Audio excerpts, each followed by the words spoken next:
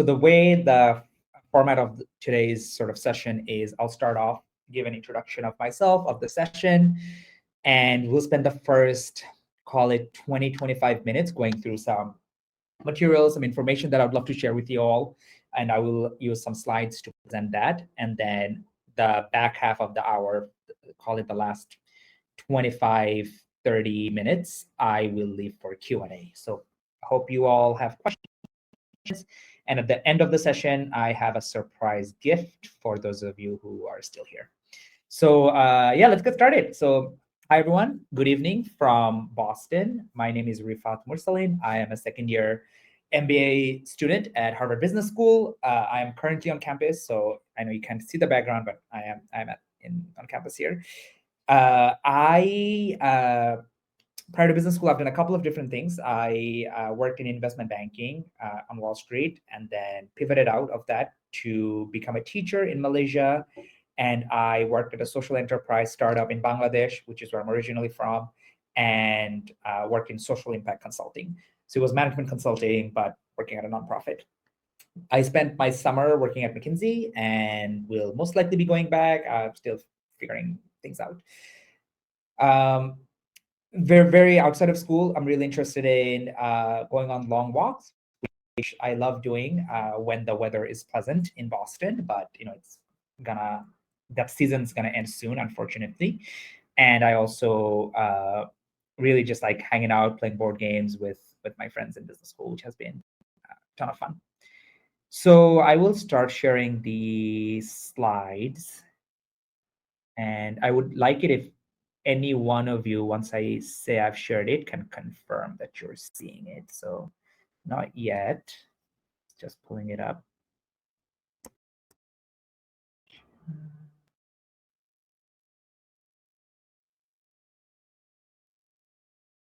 Okay, I started sharing it. I'm still getting you functionality of this. Okay, perfect. Okay, I see some thumbs up. Great.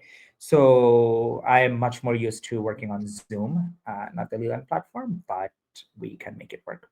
Great. So let's introduce myself. So thanks for being here. So I'll jump to the next slide. So what am I hoping that you'll get out of the session? So 5 different things. I hope that you'll be able to be in a position where you can evaluate the pros and cons of pursuing an MBA, because it's such a big decision. So it's really important to understand what you are getting into. So what are the pros, what are the cons? Second, just gain insights into how you would go about in selecting the right MBA program that's the best for you, because there is no one right MBA program for everyone. Third, how do you, let's say you decide to apply to X school, how do you create the most stellar and outstanding application? And especially as a non-traditional applicant, I came from the nonprofit world most recently, so I was considered non-traditional. So how do you do that? So I will go over some strategies for that. Fourthly, some opportunities to discover financial aid or scholarship opportunities to make the experience more affordable. And fifthly, just want to make sure you're able to reflect on your personal and professional goals to make an informed decision overall. And again, as I said, I will leave some Q&A on the back end, time for Q&A. So please ask any questions you have. And then at the end of the session, there will be a surprise gift. So let's continue. So is an MBA the right decision for you? So there are some pros of getting an MBA. Otherwise, thousands and thousands of people would not be doing it. But there are also some downsides of getting an MBA. So what are some of the upsides or pros? A lot of them are career related, right? So an opportunity to advance in your career. So let's say you are in a large corporate organization and you are at a managerial level, or maybe perhaps you're below the managerial level. MBA will equip you with the tools and skills necessary to advance and climb the ladder. And it doesn't mean you have to remain in that organization. You could be in other places as well. And it's not just for folks who are in a large organization. This can apply for anyone, right? Secondly, career pivots. This, I think, is a really important one. So for MBA, at HBS, I've seen so many people pivoting to so many different things. I have a friend who came from the tech world who's now switching to private equity. I have friends from teaching background who's switching to consulting. I have formerly business owners who are now switching to the world of sports and media. It's really super interesting. And obviously, I have so many friends who are now starting their own entrepreneurial journeys. So an MBA really enables you to pivot your career, which sometimes can be more difficult otherwise. The return on investment is great, right? Because there's tangible benefits in terms of salary progression that comes with an MBA, opportunity to network. You will be surrounded by such incredible people who have done such amazing things. So the opportunity to build relationships with them just will pay long-term dividends that I think is really important. And then finally, develop important skills, right? So these are both hard skills such as financial modeling or how to sell a product, how to how to like come up with marketing, go-to-market strategies, for example, as well as softer skills such as negotiation, such as influencing a team of people, etc. So it's clearly not just positives, but there are a lot of very, very strong positives. But what are some of the potential downsides, right? And again, all of these pros and cons need to be evaluated and considered individual level because it's very, very different for each person. So some of the cons, firstly, the cost, just the financial cost, as well as the opportunity cost, as well as the time, is quite significant, right? Programs range anywhere from 1 year to 2 years, sometimes longer if it's a part-time program. But it is a high cost at the end of the day. High time commitment as well, as I've alluded to. Uncertain ROI. So if you don't have a clear vision for where you're going, then the ROI might be less justifiable. So that's why it's good to know what you want to get out of an MBA. It's not always necessary. I will never recommend an MBA to every single person, right? It's very case dependent. It's super valuable for a ton of people. And I think probably most people, to be honest, but not everyone. So it's not always necessary. And then finally, there's this risk of I don't really believe it, but there's this risk of like potential or concern about potential saturation of MBAs. Like what happens if there's just the market's flooded with MBAs? It's not the case that I've seen, in my opinion, but it's still uh, is a is a consideration. So as you're making the decision on right or not, what you need to do is kind of map it out across these metrics and dimensions and think about each of these things before making that decision. But let's say you have made that decision. So then you figure out how do you select the right MBA program, and right is in quotation marks here because there is no one single right, or right is different for every person. But what are some factors to consider in that process? By the way, I should have mentioned this as I am presenting. If you all have questions that come to mind, please feel free to put them in chat now. I probably will save them till I'm done with the presentation to answer, but please go ahead and feel free to start typing them in.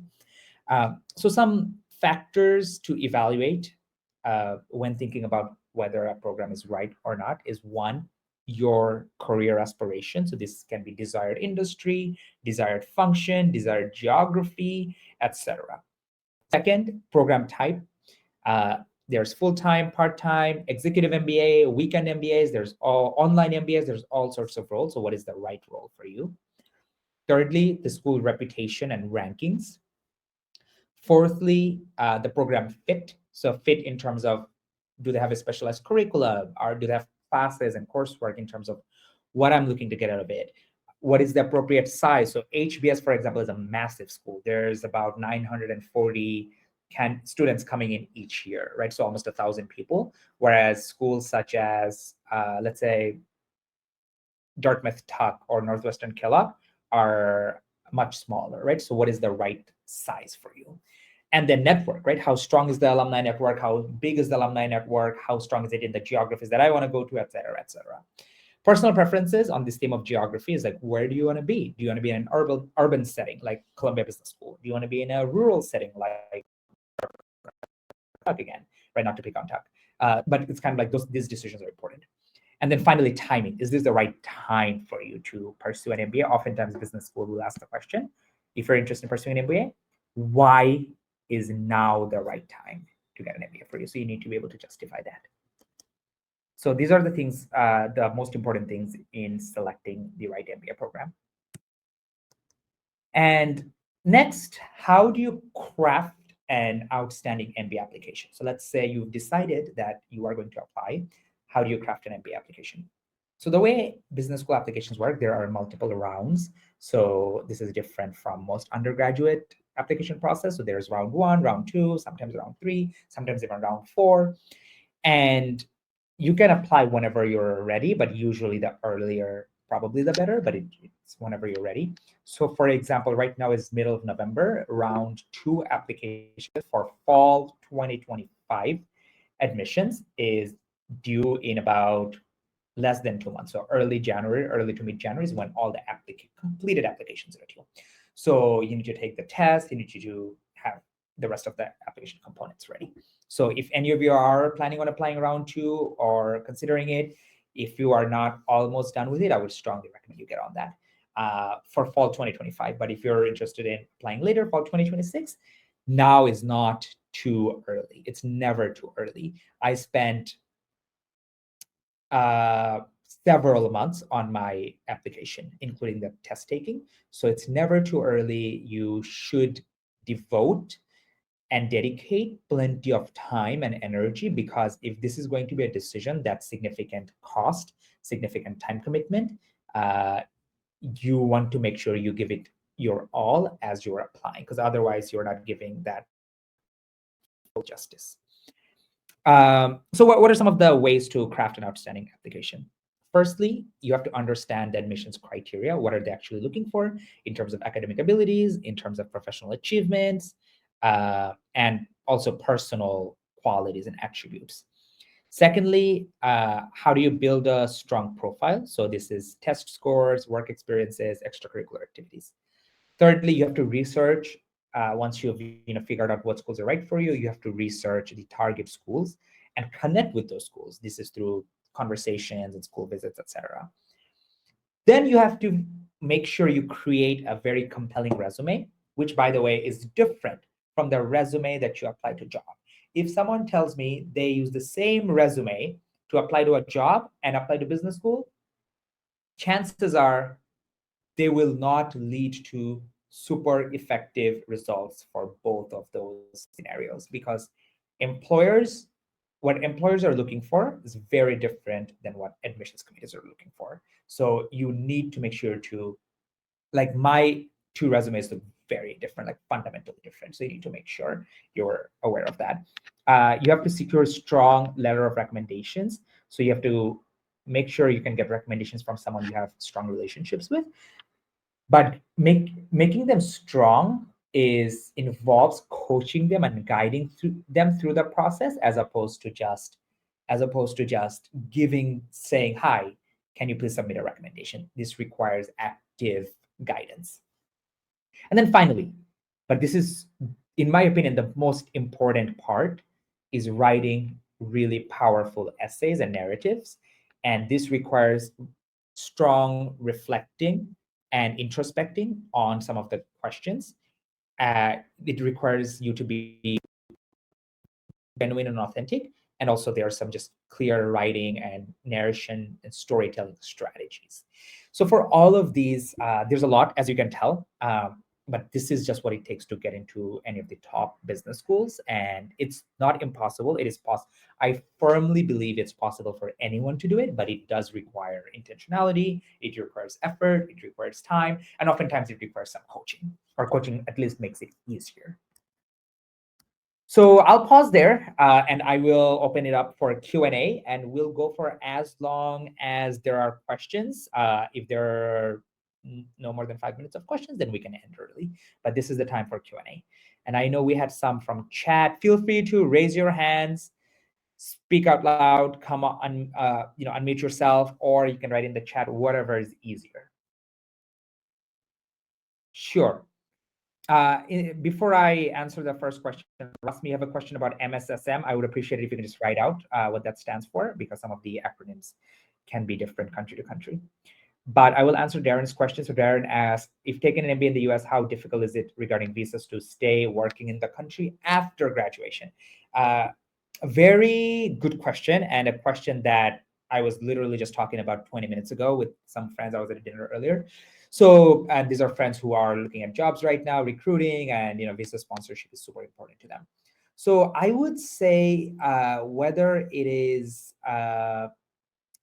difficult or easy depends on a couple of things. Depends on, again, your interest, depends on the career you're trying to have, etc. But I would say it's not impossible, right?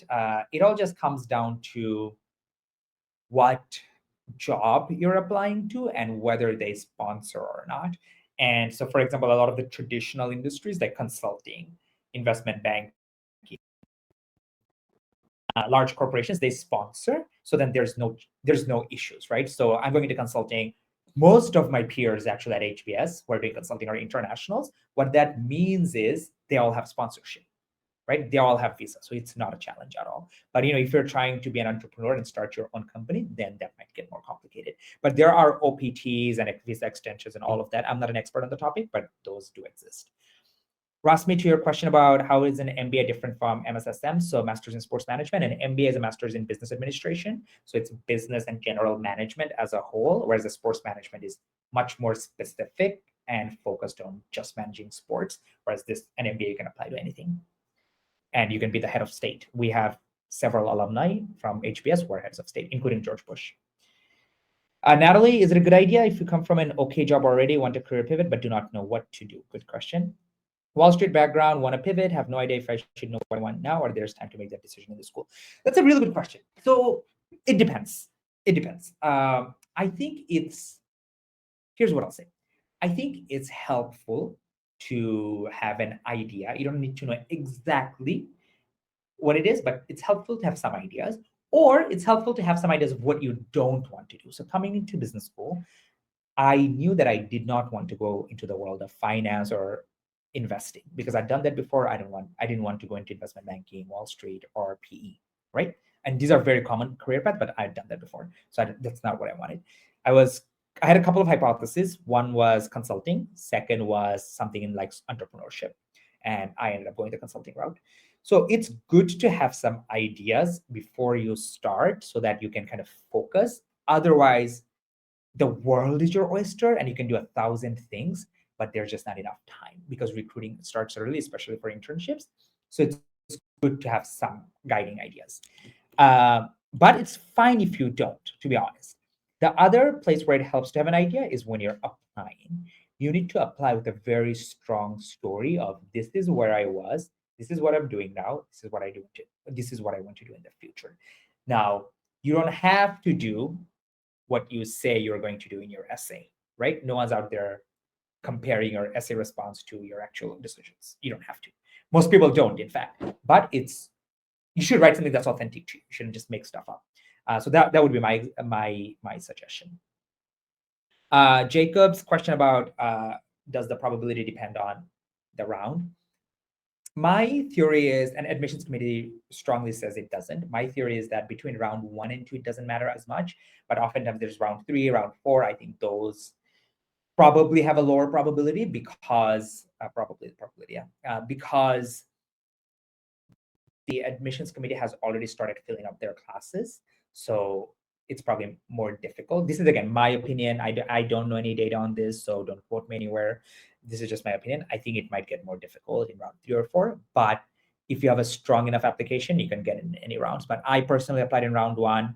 I have tons of friends who applied in round 2, so I would probably pick between those 2 rounds.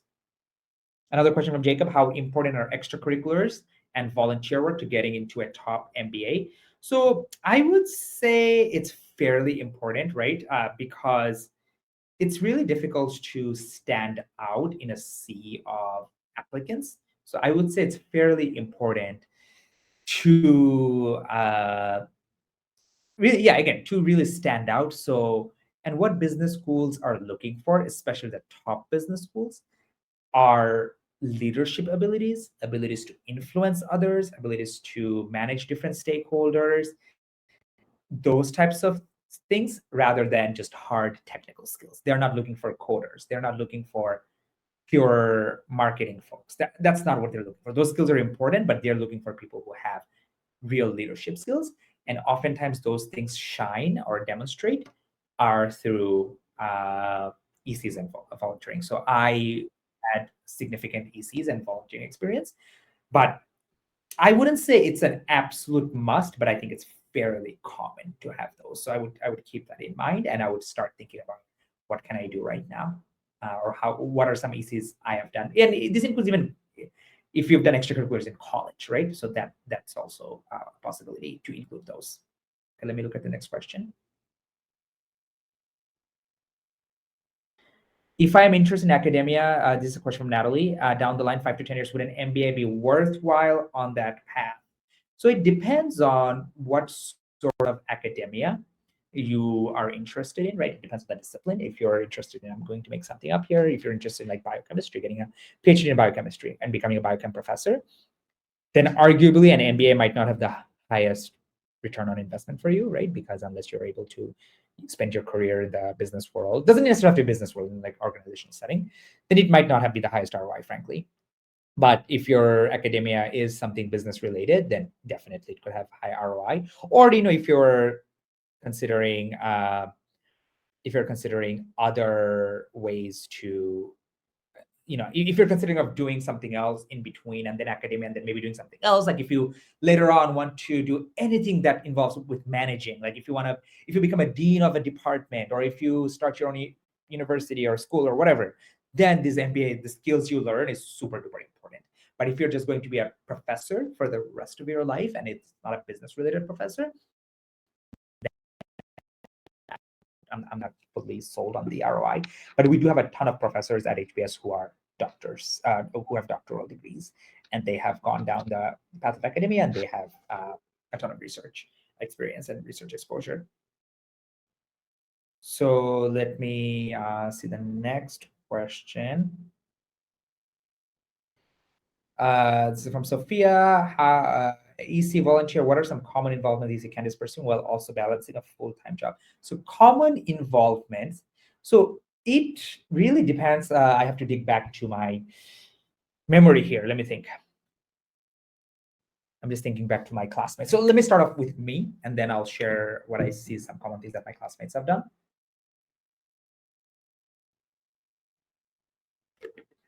And just to, drive home the point, it's an incredibly diverse student body. So I come from, as I mentioned, finance, consulting, teaching. I have friends who come from the tech world. I have friends who come from consulting. I have friends who come from nonprofits, like all over the place, right? So I think most people do extracurriculars of volunteering work that they care about. There's no there's no right volunteering or the right nonprofit or the right extracurriculars. It's just whatever people care about. So I'll tell you what I did. So I was very involved in undergrad. I was a tutor, which is why I'm also interested in coaching now. I was a tutor. I tutored a ton. I'm actually a tutor at HBS as well. So that's during undergrad, but your question was more about full-time jobs. So for full-time jobs, I served on the board of 2 nonprofits. One was about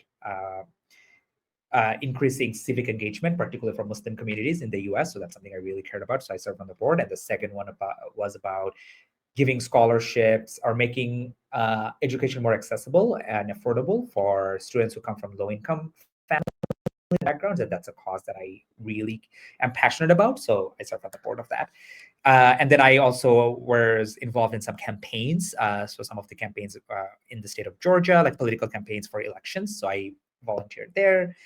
Other friends, I think there's a lot of like nonprofit involvement that people are interested in. They've done like board nonprofits or pro bono consulting types of things. I have seen sports leagues, various types. I have seen folks who have started their side hustle on the side. That's extracurricular volunteer work. I have seen adjunct lecturer at community colleges and things. I have seen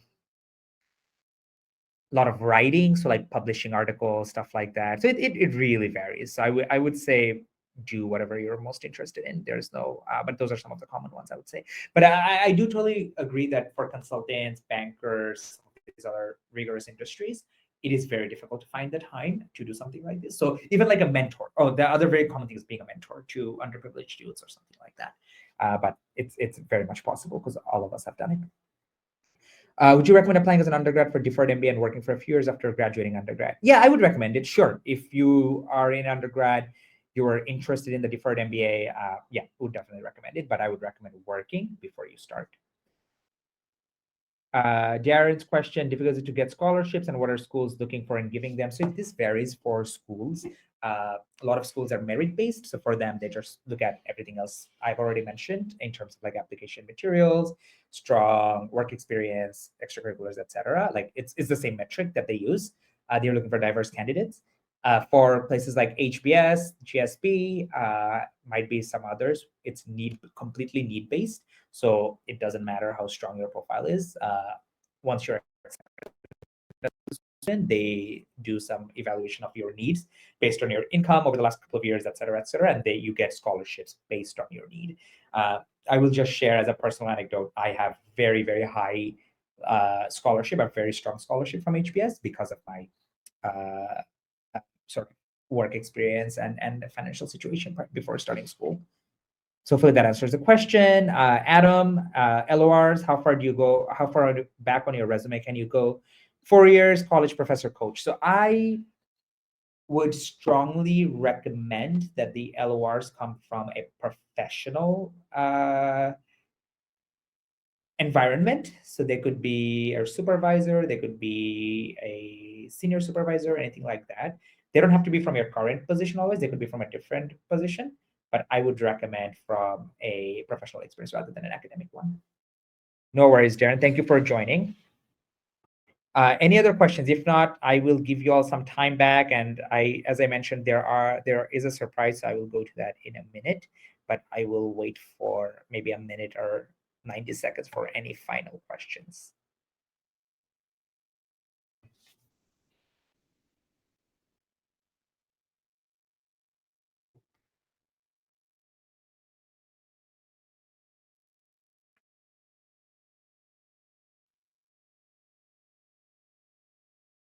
Great. I'm not seeing questions, so I'm going to move on to the final surprise, which is it's a surprise gift for those of you who are here. And the gift is if you do book a session for any session for anything like that, there's a coupon code. You will get 10% off. This is a 10% discount. So feel free to write it down or note it down somewhere. It's my first name dash last initial dash discount. That you can use for anything. And then there's also a raffle. If you book a session post the initial intro call, one lucky winner will get a free 1-hour coaching session on business school application. I also do GRE and other things, but MBA admissions, or this could be for anything that you like. So thank you all again for joining today. Really appreciate you taking the time. I will wait for another minute or two. If you all do have any questions, please feel free to post it in the chat. I'll wait for 2 more minutes here.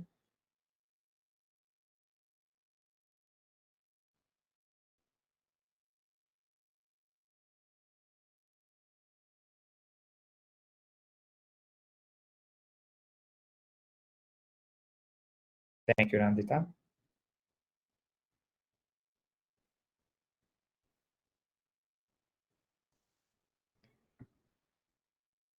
All right, question for Morley. If you could go back in time, would you attend HBS again, or is there anything you'd have done differently? Would I attend HBS again? 100%. I think I would fully attend HBS again. So there's 2 parts of the question. One is, would I attend HBS? And second is, would I do anything differently? And I have 2 different answers. For HBS, 100%. I would do it in a heartbeat, and I would always do it. It's really a special experience. Is there something I would do differently? Yes. I would choose to attend, but I think something I would do differently is I would carve out more time for relationships, and I would ask more people for advice, especially as I'm applying or before I start. I would really find alumni and talk to them and ask about, hey, how do you make the most of this experience? What advice do you have, and things like that. So I think that's where might be something I would do differently. Thank you, Jerry. But yeah, other than that, and then maybe when I start school, I would have spend more time focusing on the relationships and less time on stressing about recruiting or academics, because those things always work out in the long run. So I would have spent more time building relationships. But that's a great question. You're welcome, Morley. All right, I'll wait for one more minute for any other questions.